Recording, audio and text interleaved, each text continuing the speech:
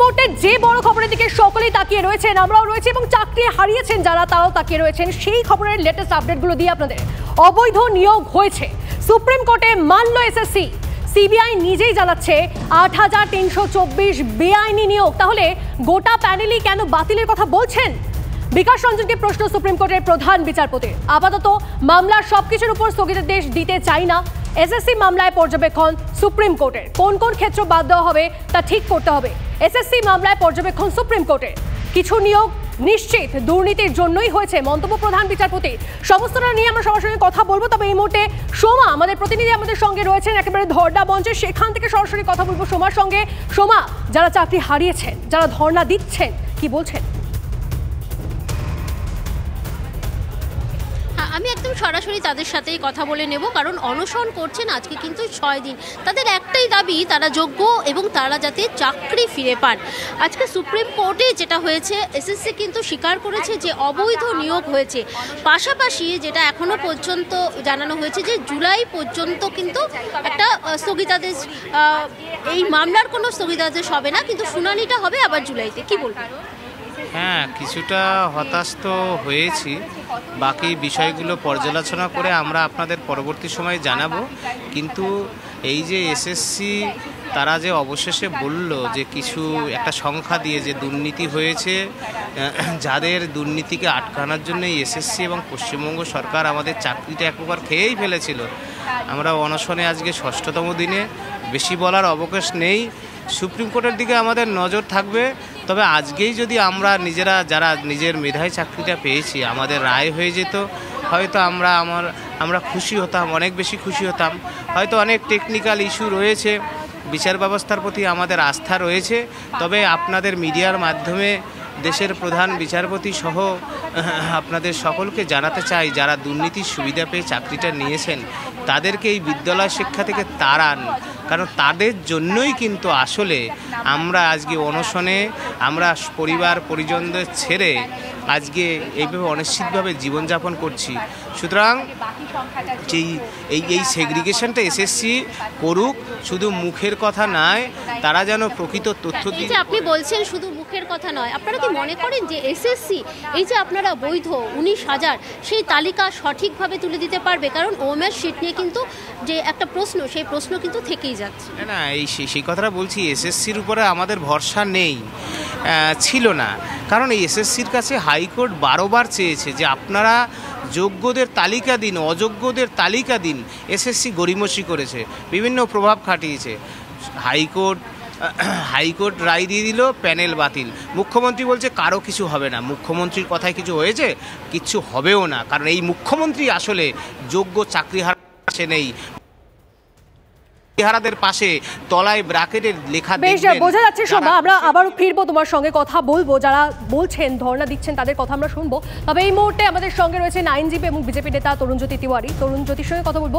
তরুণজ্যোতি বাবু, আমি তনিষ্ঠা কথা বলছি আপনার সঙ্গে স্টুডিও থেকে। আপনাকে স্বাগত TV9 বাংলায়। অবৈধ নিয়োগ হয়েছে, সুপ্রিম কোর্টে মানল এসএসসি। অন্যদিকে সুপ্রিম কোর্টের তরফ থেকে বলা হচ্ছে যে শর্তহীন স্থগিতাদেশ নয়। তাহলে ইঙ্গিতটা কোন দিকে? মানে আপনি আইনজীবী, বিষয়টা আর বুঝিয়ে বলতে পারবেন? দেখুন, প্রথম থেকে সুপ্রিম কোর্ট আজকে যদি আর্গুমেন্ট আপনারা শুনে থাকেন, তা রাজ্য সরকার প্রথম থেকে একটাই কাজ করে গেছে, যাতে ক্যাবিনেটের বিরুদ্ধে কোনো পদক্ষেপ না হয়, যাতে সরকারের বিরুদ্ধে কোনো পদক্ষেপ না হয়। তারা সেই আর্গুমেন্ট করে গেছে, যোগ্য অযোগ্যর কথা তারা বলেনি। অ্যাডভোকেট মিস্টার হেগ, যিনি অ্যাপিয়ার করছিলেন বোর্ডের হয়ে, তিনি একদম 1:05 আগে প্রথমবার বললেন 17 থেকে 18,000 জেনুইন আছে, বাদ বাকিগুলো অযোগ্য। আমি যদি 17,000 জেনুইন ধরে নিই, তাহলে 8,753 জন অযোগ্য। জাস্টিস বাগ কমিটির রিপোর্ট যদি ধরি, 20 লক্ষ টাকা পার ক্যান্ডিডেট, তাহলে 1760 কোটি টাকার দুর্নীতি এসএসসির হিসাব অনুযায়ী। এবার সুপ্রিম কোর্ট বারবার, চিফ জাস্টিস একবার দুবার না, আপনারা যদি পুরোটা যদি আর্গুমেন্টটা দেখেন আজকে, অন্তত 20 থেকে 25 বার বলেছে সেগ্রিগেট করবেন কি করে। বারবার বলেছে ওএমআর আপনারা রাখেননি কেন, আপনাদের কাছে ডেটা নেই কেন, নাইসাকে কি করে দেওয়া হলো, বাবু মানে ওএমআর এর বিষয়টা যখন এলো, এই যে ওএমআর শিট মেলানো আদৌ সম্ভব কিনা এটা তো একটা বড় প্রশ্ন, কারণ ওএমআর শিট তো তাহলে সেক্ষেত্রে দুটো করে হওয়ার কথা, একটা করে নাইসার কাছেও থাকার কথা, এরকম একটা বিষয় সামনে আসছিল। তাহলে কি আদৌ ওএমআর শিট মেলানো মানে ওএমআর শিটের পরিপ্রেক্ষিতে ওএমআর শিটকে ধরে কি আদৌ এই সেগ্রিগেশনটা সম্ভব হবে? না, সম্ভব না। কেন সম্ভব নয় বলে দিচ্ছি। 30 লক্ষ পরীক্ষার্থী ছিল, 30 লক্ষ পরীক্ষার্থীর মধ্যে কে আসল পাস করেছিল কে নকল সেটাই ডাউটফুল। সিবিআই পুরো তথ্য কালেক্ট করতে পারেনি, যে অল্প তথ্য কালেক্ট করেছিল সেখান থেকে 8,700 সামথিং জাল বা 500 সামথিং জাল পাওয়া গেছিলো, বাকিটা কেউ জানি না আমরা। পর্ষদ করেনি। পর্ষদ এখানে চাল ডাল মিশিয়ে খিচুড়ি বানিয়ে ছেড়ে দিয়েছে একটা, কারণ অযোগ্যদেরকে বাঁচাতে হতো। আজকে কতটা মিথ্যে কথা বলছে এটা ছোট্ট জিনিস বললে আপনারা বুঝতে পারবেন। সুপ্রিম কোর্টে দাঁড়িয়ে পর্ষদ বলেছে যে আমরা যারা ওয়েট লিস্টে ছিল তাদেরকে রাখার জন্য সুপার নিউমারি পোস্ট ক্রিয়েট করেছি, কিন্তু ব্রাত্য বসুর প্রেস কনফারেন্স আমাদের মনে আছে, তৃণমূল নেতাদের প্রেস কনফারেন্স আমাদের মনে আছে, মুখ্যমন্ত্রীর বক্তব্য আমাদের মনে আছে। সেখানে তারা বারবার বলেছিল যাদের চাকরি কোর্ট খেয়ে নিচ্ছে তাদেরকে রেখে দেওয়ার জন্য সুপার নিউমারি পোস্ট, মানে যোগ্যদের জন্য নয়। ইনফ্যাক্ট আজকেও যদি যোগ্যদের জন্য এই সরকার সওয়াল করতো তাহলে হয়তো রায়টা অন্যরকম হতো। সুপ্রিম কোর্টও কনফিউজ যে কিভাবে ব্যাপারগুলো সামনে আনবে, কীভাবে ব্যাপারগুলো আসবে, এবং সোল মোটো ছিল এই সরকারের যে সুপার নিউমারি পোস্ট যারা ক্রিয়েট করেছিল তাদের বিরুদ্ধে যে তদন্তের নির্দেশ ছিল সেটাকে আটকানোর। যোগ্য অযোগ্যতা নিয়ে এরা ভাবে না। আমি আবার বলছি, এই প্যানেলে 25,000 সামথিংয়ের মধ্যে অনেকে আছেন যারা যোগ্য, অনেকে নিজের যোগ্যতায় চাকরি পেয়েছিল। তাহলে তরুণজ্যোতি বাবু, এই যে এসএসসির তরফ থেকে বলা হচ্ছিল যে যোগ্যদের তালিকা দেওয়া হবে, সেটা কিসের ভিত্তিতে বলা হচ্ছিল? আসবো এই প্রশ্ন নিয়ে আসছি আপনার কাছে, তবে এই মুহূর্তে আপনাদেরকে মুখ্যমন্ত্রী মমতা বন্দ্যোপাধ্যায়ের একটা বক্তব্য শোনাই। তুমি তো হিংসুটে কেন? ছেলে মেয়েরা চাকরি করলে চাকরি খেয়ে নাও। মানুষ খেকো বাঘ নাম শুনেছেন, চাকরি খেকো বাঘ শুনেছেন? যা তা করে বেড়াচ্ছে। মমতা বন্দ্যোপাধ্যায়ের বক্তব্য আমরা শুনলাম। তরুণজ্যোতি বাবু, প্রথমে মমতা বন্দ্যোপাধ্যায় যা বললেন সেটার একটা রিয়াকশন আপনার থেকে নিই, তারপরে আগে যে প্রশ্নটা করলাম সেটা আবার ফিরছি। মমতা বন্দ্যোপাধ্যায় এবং তার ক্যাবিনেট চোর কেন? 30 লক্ষ মানুষ পরীক্ষা দিয়েছিল, 1.5 কোটি মানুষ অ্যাফেক্টেড হলো, তার দায় মমতা বন্দ্যোপাধ্যায়ের। যোগ্যদের চাকরিগুলো বিক্রি করা হলো, তার দায় মমতা বন্দ্যোপাধ্যায়। মমতা বন্দ্যোপাধ্যায়ের মুখে এই কথাগুলো সাজে না। এবার যে প্রশ্নটা আগে ছিল, খুব সিম্পল হিসাব, এসএসসির কাছে ডেটা নেই, নাইসার কাছ থেকে কালেক্টেড ডেটা এসএসসি বলছে আমরা করতে পারি সেগ্রিগেট। কীভাবে করবে? নাইসার থেকে কালেক্টেড। নাইসার ডেটা যে স্যাক্রোসেন্ট তার কোনো প্রমাণ নেই, ওটার অ্যাকচুয়াল কী ইস্যু কেউ জানে না। এডিটেবল টেক্সট ফরম্যাটে পরবর্তীকালে রাখা, তার জেনুইনিটি কি কেউ জানে না। আমি আবার বলছি, বলি দেওয়া হলো, যোগ্যদের বলি দেওয়া হলো অযোগ্যদের বাঁচানোর জন্য। আরও স্পেসিফিক্যালি বলতে গেলে বলা যায় তৃণমূল নেতাদের পিঠের চামড়া বাঁচানোর জন্য, কারণ টাকা দিয়ে চাকরি বিক্রি হয়েছিল। তো মানে এটাই সত্যি তো এখন সব থেকে বড় প্রশ্ন এটাই যে তাহলে যারা চাকরি হারিয়েছেন, মানে ধরুন আমি কোনো রকমভাবে কিছু করিনি, কিন্তু হঠাৎ করে আমি মানে জানতে পারলাম যে কাল থেকে আমার চাকরি নেই, এটা তো একটা মাথায় বাজ ভেঙে পড়ার মতো। তাই হয়েছে তাদের ক্ষেত্রেও। তাহলে এর পরে তারা কি করবেন, কোথায় যাবেন? আপনাকে ছোট্ট জিনিস এটা বোঝাচ্ছি, একটু অ্যান্সার দেবেন আমাকে। আমি কতগুলো প্রশ্ন করছি। আপনার হাইয়েস্ট কোয়ালিফিকেশন আমি যাচ্ছি না, লোয়েস্ট কোয়ালিফিকেশন আপনার নিশ্চয়ই মাধ্যমিক। আপনি মাধ্যমিক, আপনি যদি আপনাকে প্রশ্ন করি আপনি মাধ্যমিক পাস করেছিলেন কিনা, আপনার উত্তর কি হবে? হ্যাঁ হবে। হ্যাঁ, কি প্রমাণ করবেন? সার্টিফিকেট দেখিয়ে। একদম একদম। আমি যদি বলি সার্টিফিকেটটা জাল, ওটা ভেরিফাই করবে কে? মধ্যশিক্ষা পর্ষদ যদি বলে এটার কোনো কপি আমাদের কাছে নেই, আমাদের কাছে ব্যাকআপ নেই, তাহলে আপনার মাধ্যমিক সার্টিফিকেটটার মানে জেনুইনিটি কি থাকলো? ঠিক এটাই এখানে হয়েছে। ওএমআরগুলোকে নষ্ট করে দেওয়া হয়েছে, ইচ্ছা করে নষ্ট করে দেওয়া হয়েছে, মিরর ইমেজ না রেখে নষ্ট করা হয়েছে যাতে দুর্নীতি করা যায়। আপনাদেরই বিভিন্ন মিডিয়ার সময় বিভিন্ন খবর এসেছিল 2022-এ, আপনারাও দেখিয়েছিলেন, ওই সাদা খাতার মজাই আলাদা, মনে আছে নিশ্চয়ই। সাদা খাতার মজা, র্যাঙ্ক জাম, নাম্বার ম্যানিপুলেশন, ওএমআর ম্যানিপুলেশন, এগুলো ইচ্ছাকৃতভাবে করা হয়েছিল যাতে দুর্নীতিটাকে কন্টিনিউ করা যায়, দুর্নীতি করা যায়। আজকে সুপ্রিম কোর্টের সুযোগ ছিল সরকারের নিজের ভুলটা শুধরে নেওয়ার, সরকার সেই ভুলটা শুধরালো না এবং আবার বলি দেওয়া হলো শুধুমাত্র রাজনীতির জন্য। শুধুমাত্র গোটা বিষয়টা একটা রাজনীতিকরণ করা হয়েছে। একদম। বেশ, আসবো আমি আপনার কাছে আসবো, তবে এই মুহূর্তে বেশ কিছু রাজনৈতিক প্রতিক্রিয়া আমরা পেয়েছি, শোনাবো আপনাদেরকে পরপর। এসএসসি যেভাবে প্রশ্নবাণে জর্জরিত করেছে তাতে এসএসসির কাছে কোনো উত্তর নেই, রাজ্য সরকারের কাছে কোনো উত্তর নেই এবং উত্তর দিতে পারেনি।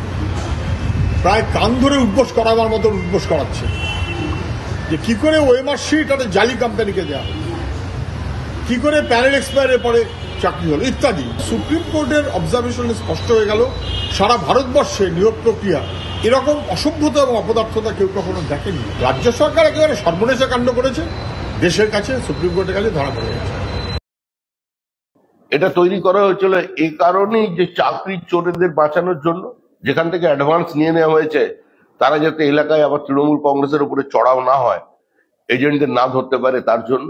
আজকে যদি এজেন্টদের গ্রেপ্তার করা হয়, 5% 10% এজেন্টদের গ্রেপ্তার করা হয়, আজকে যদি এই সুপার নিউমারি পোস্টটাকে নিয়ে এত বিতর্ক হয় এবং আদালতের প্রত্যেকটা নির্দেশ এবং রায়দান এটাকে কেন্দ্র করে হয়, তাহলে যারা এটা তৈরি করেছিলেন সেই ক্যাবিনেট মিটিংয়ে যারা উপস্থিত ছিলেন তাদের কেন এখনো পর্যন্ত কোনো ব্যবস্থা নেওয়া হয়নি তাদের বিরুদ্ধে। আর একটা ইন্টারেস্টিং পার্ট, তরুণজ্যোতি বাবুর কাছে যাবো আমি এটা নিয়ে, যে রাজ্য আজকে জানিয়ে দিয়েছে, মানে সুপ্রিম কোর্টে বলছে যে মন্ত্রিসভার মানে কোনো ভূমিকা নেই। মন্ত্রিসভার এই যে দুর্নীতি বা এই যে বেনিয়োগ যাই হয়েছে না কেন, যার জন্য আজকে এত এত চাকরিহারারা তারা ভুগছেন, সেটাতে মন্ত্রিসভার কোনো ভূমিকা নেই, এটা রাজ্য বলছে। আমি এটা মেনে নিতাম যদি না সিঙ্গেল বেঞ্চ মানে জাস্টিস অভিজিৎ গঙ্গোপাধ্যায় সেই সময় চাকরিগুলো যখন বাতিল করলেন তাদেরকে রাখার জন্য একটা ক্যাবিনেট ডিসিশন না হতো। কি হলো প্রথমে হলো রাজ্যের তৎকালীন অ্যাডভোকেট জেনারেলের কাছ থেকে লিগ্যাল ওপিনিয়ন নেওয়া হলো, তিনি বললেন করা যায়। তারপর ফিনান্স ডিপার্টমেন্টে গেছে হলো, ফিনান্স ডিপার্টমেন্টে বছরে 330 কোটি টাকা খরচা হতো এই চোরগুলোকে রাখার জন্য। ফিনান্স ডিপার্টমেন্টে অ্যাপ্রুভাল দিল, তার মাথার ওপর কে আছেন? মুখ্যমন্ত্রী। তারপর ক্যাবিনেট অ্যাপ্রুভাল দিল, ক্যাবিনেটের মাথার মধ্যে মুখ্যমন্ত্রী। পুরো বিষয়টা জানালো কে? পুরো বিষয়টা জানালো হচ্ছে ব্রাত্য বসু, এডুকেশন মিনিস্টার। হাইকোর্টে গিয়ে এই একটা প্রপোজাল দিল কে? মনীষ জৈনকে ডেকে পাঠানো হলো, মনীষ জৈন স্বীকার করলো হ্যাঁ এরকম একটা ডিসিশন হয়েছে। তাহলে এই পুরো বিষয়টা আমি ধরে নিতাম জানতো না তৃণমূল কংগ্রেস, আমি ধরে নিতাম মমতা বন্দ্যোপাধ্যায় বা সরকার জানতো না। তা যদি এই ইস্যুগুলো না হতো, এই ইস্যুগুলো হয়েছে, তার মানে তারা চোরদের বাঁচানোর চেষ্টা করেছেন, তারা চোরদের পাশে থেকেছেন, চাকরিগুলো তারা বিক্রি হতে দিয়েছেন। এবং সবথেকে মজার ব্যাপার হচ্ছে কেউ যখন অ্যাপয়েন্টমেন্ট পায় আলটিমেটলি ফিনান্স ডিপার্টমেন্টের অ্যাপ্রুভাল লাগে, যেহেতু বাজেটারি অ্যালোকেশনটা গল্প থাকে। ফিনান্স ডিপার্টমেন্ট অ্যাপ্রুভাল দেয়, আবার তার শীর্ষ মমতা বন্দ্যোপাধ্যায়। সুতরাং তিনি জানতেন না, তার সরকার জানতো না, এটা অ্যাবসার্ড কথা, একদম মিথ্যে কথা। বেশ, আপনি সঙ্গে থাকুন। এই মুহূর্তে আমাদের সঙ্গে অনামিকা রায়, তিনিও রয়েছেন, আমাদের প্রতিনিধি প্রসেনজিৎ রয়েছেন, তার সঙ্গেই রয়েছেন অনামিকা রায়, যিনি চাকরি হারিয়েছেন, যিনি চাকরি পেয়েছিলেন হাইকোর্টের রায় যখন অভিজিৎ গাঙ্গুলি ছিলেন। এবং আপনাদের এই মুহূর্তে সরাসরি আমাদের সঙ্গে রয়েছেন তিনি, তার সঙ্গে একটু কথা বলবো। প্রসেনজিৎ, এই মুহূর্তে অনামিকা রায় তোমার সঙ্গে রয়েছেন, তিনি কি বলছেন গোটা বিষয়টা নিয়ে এখন অবধি? একদম এই মুহূর্তে বড় ধাক্কা চাকরি প্রার্থীদের, যারা চাকরি হারালেন, এবং বিশেষ করে সেই 19,000 জন। আমার সঙ্গে অনামিকা আছেন, আমি সরাসরি অনিমাকের কাছে যাই। অনামিকা, স্থগিতাদেশ মিলল না, কোনো ধরনের স্থগিতাদেশ নয়, এই মুহূর্তে বড় ধাক্কা তোমাদের কাছে। অবশ্যই তাই, কারণ এটাতে কিন্তু আমাদের সমস্যাটা আরও বাড়িয়ে দিল। কারণ যেহেতু স্থগিতাদেশ দেওয়া হলো না, এক্ষেত্রে কিন্তু আমাদের যে স্কুলে যেতে পারবো কিনা এবং আমাদের সার্ভিস কন্টিনিউশন বহাল রইল, এবং আমরা স্কুলে যেতে পারবো কিনা এবং আমাদের সার্ভিস কন্টিনিউশন থাকবে কিনা, এটাও কিন্তু একটা প্রশ্নের মুখে পড়ে গেল। লাস্ট যে রায় ছিল হাইকোর্টে, তাতে তো পরিষ্কার বলা হয়েছে তোমরা চাকরিহীন, এবং আজকে আদালত স্থগিতাদেশ দেয়নি, তার মানে আপাতত সেই একই স্ট্যাটাস বজায় রইল, চাকরি নেই। অবশ্যই তাই, একই স্ট্যাটাস বজায় রইল। আমরা ভেবেছিলাম, দেখুন এটা এখন আজকে এসে কমিশন বলছে যে যোগ্য অযোগ্যদের আলাদা করা সম্ভব। আমার মনে হয় এটা যদি হাইকোর্টে, মহামান্য হাইকোর্টে এই জিনিসটা তুলে ধরতো এবং যোগ্যদের জন্য যদি সত্যি ভাবতো, তাহলে কিন্তু আজকে এই দিনটা দেখতে হতো না। এবং এই যে স্ক্যান্ড কপির ভিত্তিতে ওএমআর আলাদা করে তাদের মেরিট লিস্ট করার কথা এসএসসি বলছে, আদালত তো সেই ওএমআর নিয়ে প্রশ্ন তুলছে। হ্যাঁ, কিন্তু এটাও তো প্রশ্ন যে ওই স্ক্যান কপির ওপরেই কিন্তু ভিত্তি করে অযোগ্যদেরকেও কিন্তু বের করা হয়েছে, তাহলে অযোগ্যদের কি করে বের করা হলো? এই ওএমআর তো সংসদের কাছে নেই, কমিশনের কাছে নেই, কারো কাছে নেই, তৃতীয় পক্ষের কাছ থেকে সিবিআই উদ্ধার করেছে। এর গ্রহণযোগ্যতা কতটা? আদালত বারবার প্রশ্ন তুলছে।